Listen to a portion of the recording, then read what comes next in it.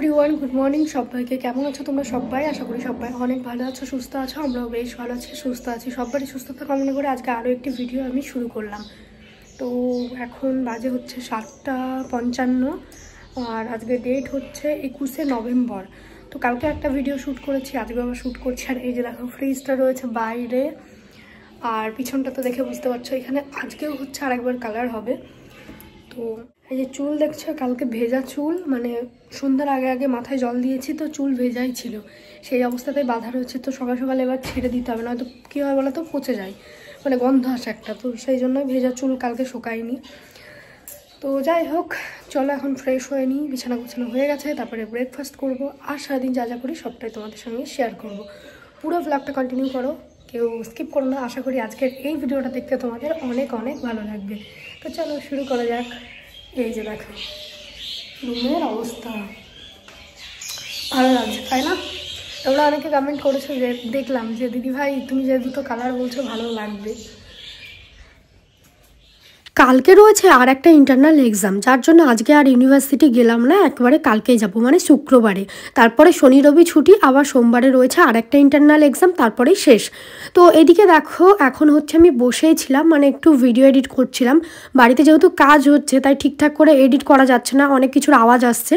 তো সেই জন্য সময় সুযোগ বার করে এডিটগুলো করতে হচ্ছে।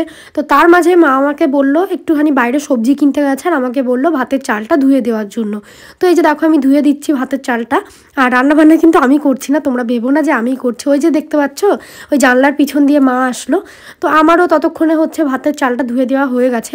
আর আজকেও কিন্তু রঙের মিস্ত্রি এসেছে, কারণ তোমাদেরকে তো আগের ভিডিওতে আমি বলেছি যে হচ্ছে ওটাকে আরেকবার করে কালার দিতে হবে, এখনও ডেটও বাকি রয়েছে, তারপরে গ্রিলের কালার অনেক কিছু বাকি রয়েছে, সেগুলো আজকে হবে। এই শীতকালের বেলায় ইউনিভার্সিটি যাওয়াটা কিন্তু সত্যিই খুব ঝামেলার, মানে ঘুম থেকে উঠতে উঠতে 8টা, তারপরে চলে যায় রেডি হতে।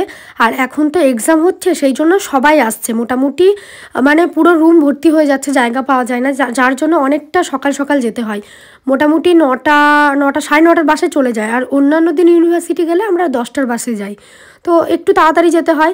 তারপরে ওইদিকে বাড়ি ফিরতে ফিরতে আবার 5টা, আর এখন তো 5টাতে সন্ধে লেগে যায়, 5টারও আগে। তো বুঝতেই পারছো সারাদিনে একটুও টাইম পায় না, তাই ভিডিও দেওয়া হয় না যেদিন কলেজে যাই। তো ওই জন্য আজকে আর গেলাম না, কারণ দুটো দিন ঠিকঠাক ভিডিও দেওয়া হয়নি, তাই ভাবলাম এই দুটো দিন বাড়িতে থাকি, একটু ভিডিও দিই। তোমরা আমাকে বলো দিদি ভাই তুমি সব দিক কী করে যে ব্যালেন্স করো, আর আমি কি করে সব দিক ব্যালেন্স করি এটা আমি জানি। একটু তো চাপ রয়েছে সব দিক ব্যালেন্স করা, কিন্তু তবুও করতে হবে, কারণ আমরা মেয়ে, আমরা সব পারি চাইলে। তো এইদিকে দেখো মা আমাকে সবজিগুলো কেটে দিতে বললো, মা ভাতটা রান্না করছে, আর আমি বসে পড়লাম সবজি কাটতে। দেখো মাটিতে বসে পড়েছি, মাটির মানুষ আর অত বেছে কিলাম। মা আমাকে বলছিল বারান্দায় বসার জন্য, কিন্তু আমি একটু রোদ খুঁজছিলাম, শীতকাল মানেই রোদ খুঁজে খুঁজে বেড়ানো। আর আমি একটু বেশি শীত কাতুরে, মানে সকালের দিকে একদমই ঘুম থেকে উঠতে পারি না, খুব কষ্ট লাগে। তো যাই হোক রোদ খুঁজে খুঁজে আমি এই জায়গাটায় বসেছি। আর রোদটা একটু গায়ে লাগছে, সকালের রোদ একটু মিষ্টি মিষ্টি লাগছে, বেশ ভালো লাগছে। মানে এই রোদটা গায়ে লাগছে না, বরঞ্চ বেশ ভালো লাগছে।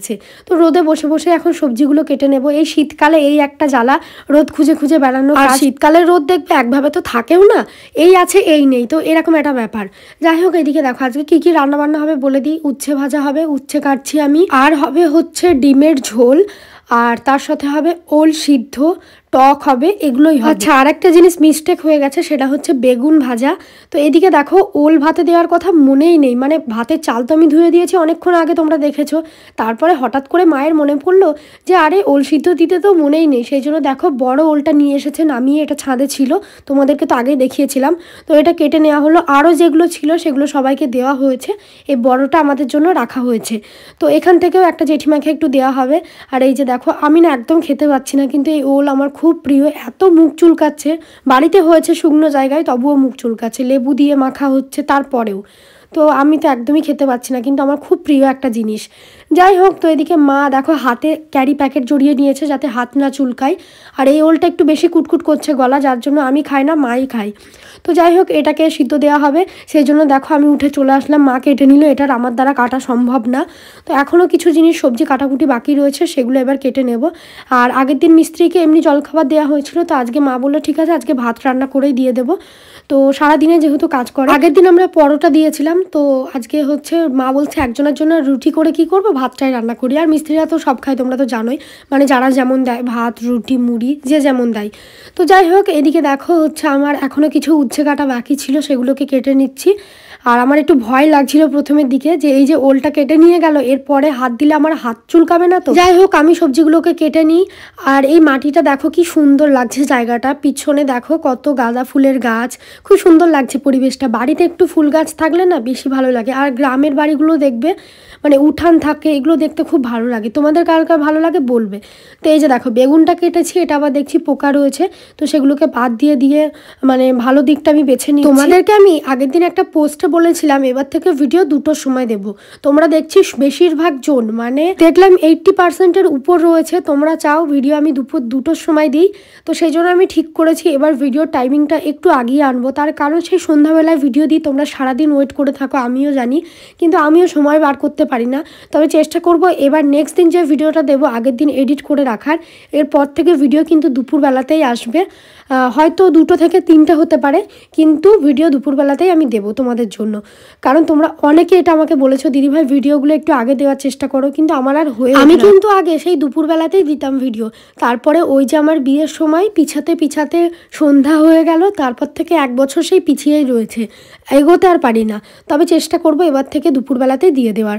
তো এই যে দেখো আমাদের ফ্রিজটা কিন্তু এখন বারান্দাতে রয়েছে, যেহেতু ঘরে কালার হচ্ছে। আর এবার থেকে না ফ্রিজটা বারান্দাতেই থাকবে, তার কারণ ঘরে ফ্রিজ রাখার ফলে ওই ঘরটা প্রচণ্ড হিট হয়ে থাকে, গরমকালে থাকাই যায় না। এমনিতেই আমাদের ছোট রুম, তো সেই জন্য এবার থেকে ওটা বাইরেই থাকবে। আর ঘরে একটা আলমারি নিয়ে আসবো, যেহেতু আমাদের শোকেস পুরো ভর্তি হয়ে গেছে, জায়গা নেই জামা কাপড় রাখার, তো পরে নিয়ে আসবো। তো এদিকে দেখো আজকে মা বললো ডিমটা তুইই রান্না কর, সেই জন্য আমি বসে পড়লাম রান্না করতে। হাতে সেভাবে কোনো কাজ ছিল না, ইউনিভার্সিটিও যায়নি, এডিটের কাজও মোটামুটি হয়ে গেছে, তো সেই জন্যই বসে পড়লাম হচ্ছে ডিমের ঝোল রান্না করব বলে। 3টে ডিম নেওয়া হয়েছে, মানে আমার দুবারে 2টো আর মিস্ত্রির জন্য একটা একবারে। তো এটাই আমি আজকে রান্না করব আমার মতন করে। ওইদিকে মশলাগুলো সব করে নিয়েছি, মিক্সিতেই মশলাটা করেছি।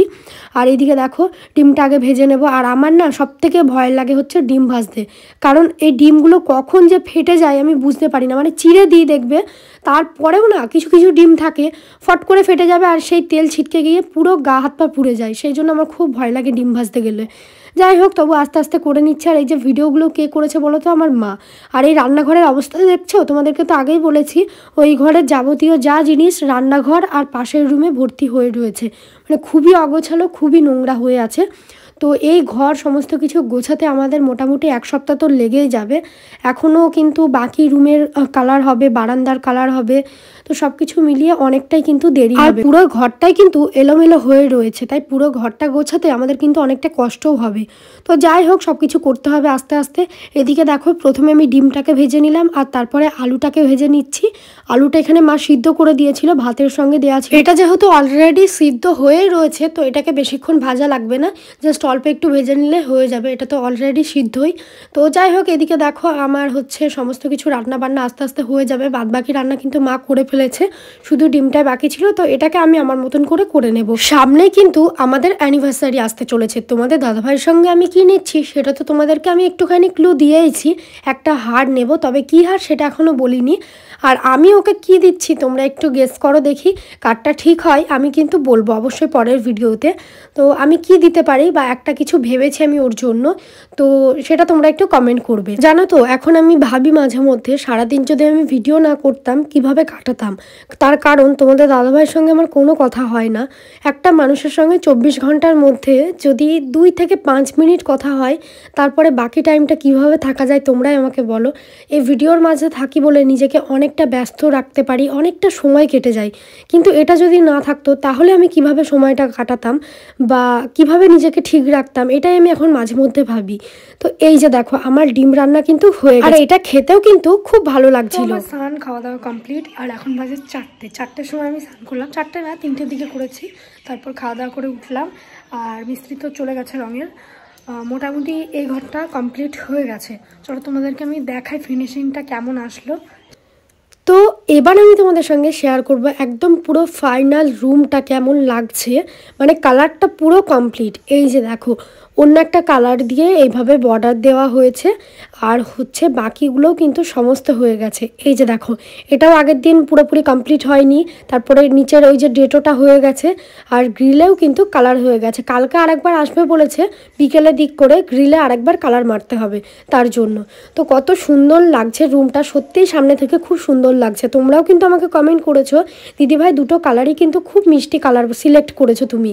তো প্রথমে একটু ভয় পাচ্ছিলাম ঠিকঠাক হবে কি, তারপর দেখলাম না বেশ ভালোই লাগছে। ফোনে কতটা কি লাগছে জানি না, কিন্তু সামনে থেকে বেশ সুন্দর লাগছে। আর এই যে দেখো গ্রিলের কালারটা এরকম একটা পানাফুল কালার দিয়েছি, এটাও আমার খুব প্রিয় একটা কালার, তোমরা তো জানোই। তো আমার রুম কিন্তু মোটামুটি কমপ্লিট, আর চ্যানেল যে জানলাগুলো রয়েছে ওগুলো লাগালেই হয়ে যাবে। তারপরে এই ঘরে চলে আসবো। তো চলো আজকের মতন ভিডিওটা এই পর্যন্তই রাখছি। টাটা সবাইকে, দেখা হবে নেক্সট ভিডিওতে।